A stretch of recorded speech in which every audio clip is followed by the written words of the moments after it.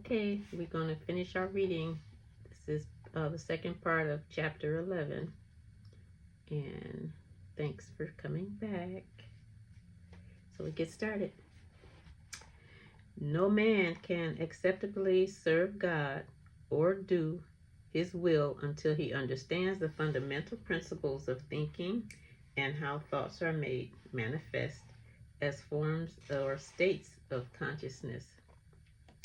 This is revealed by the Father to everyone who seeks to know his law and to follow it.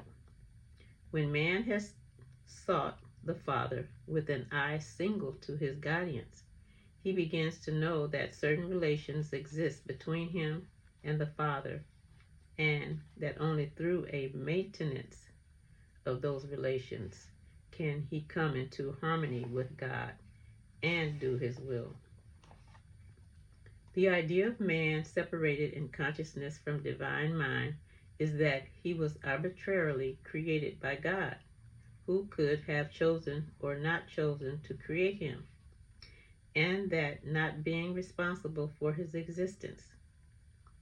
Man has a perfect right to be rebellious and petulant if hardships come into his life. This is a childish view of the great plan of creation in which man is such an important factor. It is only when man becomes meek and lowly, an obedient receptacle for the Spirit of God, that he sees the divine plan of creation and his place in it.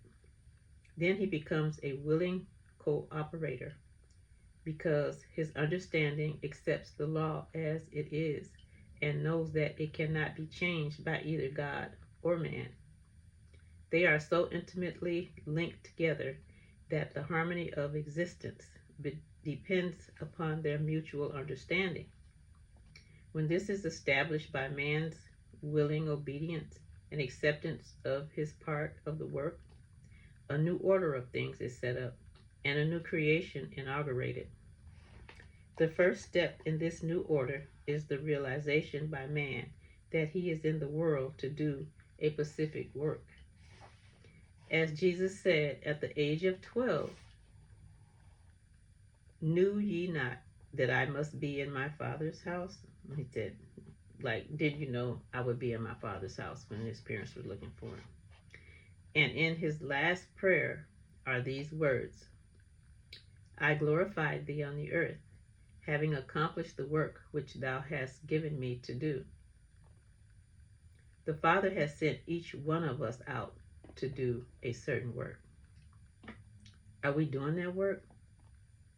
Have we asked what it is? Or are we aimlessly wandering about the earth, trying to find satisfaction in the fleeting things of sense? Ye shall know the truth, and the truth shall set you free.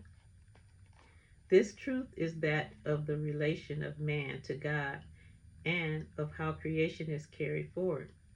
The God-man relation is in one sense like that of father and child. In another sense, it is like that of creator, creative instrument, and creation manifest. Man constitutes the instrument of God through which he brings his potentialities into visibility. As such an instrument, man is in a measure a dictator as to how it shall be done. That is, man has discretionary power or free will. Freedom of will is illusionary, however, because if man wills to carry on creation in defiance of the divine plan and order, his creations in due time fall into chaos through lack of coherency. God fixes the plan of the structure and gives into the hands of man all the materials for building. Man may also know the plan and build according to it, or he may go ahead without consulting the plan.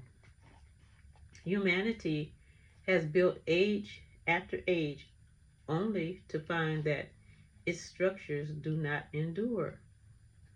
They are faulty because the divine plan has not been consulted by the builder. Mind is the storehouse of ideas. Man draws all his ideas from his omnipresent storehouse. The ideas of God, heaven, hell, devils, angels, and all things have their clue in mind. But their form in the consciousness depends entirely upon the plane from which man draws his mental images. If he gets a clue to the character of God and then proceeds to clothe this clue idea with images from without, he makes God immortal. If he looks within for the clothing of his clue idea, he knows God to be the omnipresent spirit of existence. If man gets the clue idea from heaven and hell and devils and angels and looks without for clothing for his idea, he makes a locality in the skies and calls it heaven, and another under the earth and calls it hell.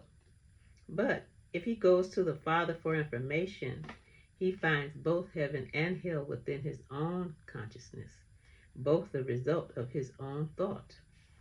So, it is of the utmost importance that we know how we have produced this state of existence which we call life, and we should be swift to conform to the only method calculated to bring harmony and success into our life, namely, to think in harmony with the understanding derived from communion with the God mind.